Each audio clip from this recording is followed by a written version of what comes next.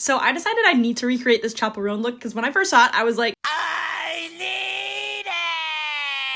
so step one is fabric shopping, and I'm trying to match as closely as I can to the original piece. So I'm really referencing this work in progress photo I found on James Newen and Alexander Cole's Instagram, and I'm also referencing some stills from the video. And it was really hard to find these exact fabrics, so I went with this beautiful burgundy velvet, and I got this purple and this sheer sparkly black fabric, so when I layer it on top of the other one, it kind of creates that scaly color sort of effect that we're going for that Chappell's has. And I forgot to mention this earlier, but I'm also making this top layer that she wears, as well as the bodice and kind of like underpiece that we're making first. I'm gonna start by making the bra, and I found this free pattern online that's gonna have to work for us, and usually you have to use bra padding for this, but I'm just using some leftover felt that I had because whatever, it's gonna work. And then I'm attaching these pieces together with a zigzag stitch with the wrong color so you can see what I'm doing. I'm just kidding, I just was too lazy to change the thread, and this is going inside the piece, so who freaking cares? Now it's time to sacrifice our fashion fabric to the fashion gods and cut it out. Apparently velvet's difficult to work with, but skill issue. Just cut it all in the right direction and then choose the direction you think is prettier. I think it's prettier on the lighter side, aka more closer to the picture, aka what I'm going for. Just cut it all in the right direction because it changes color, right? Like if it's flipped. Does that make sense? Anyway, now I'm just sewing together all the outer shell pieces, and if you can't make your own sewing machine, store-bought is fine. And now that I have those little cuppy pieces attached, I feel like now's the perfect time to do the little quilted effect where I have to add all those lines, and I'm gonna do it on the felt so that it's all attached nicely and it's not gonna move. And also the velvet's low-key stretchy, which is like probably not ideal, but this is gonna make it so it doesn't move around. And then I'm harvesting the straps and the clasp from this old bra, but then I was like, wait, let me just use the cups too. So I slapped the cups in and then I sewed it all together. Now it's time to make the whole band thingamabop. So I added some interfacing to the stretchy velvet to make it not be stretchy, and then I put the lining on, and then now we're doing the quilting part. Don't worry, I wasn't about to go over my finger. And y'all, the cups just looked really pee-pee poo-poo. They were too small, so I yeeted them across the room, and then I'm just closing that shit back up because I don't have time for these things to not be working. Either get with the program or get out of here. But now all I have to do is attach the cups, which I just made little snips here so I can make it easier and fit better. Now that I've finished the base of this, it's time to make the little scallop detail piece that goes on the outside, but that's enough for this video, so make sure you follow because I'm going to post the next part tomorrow.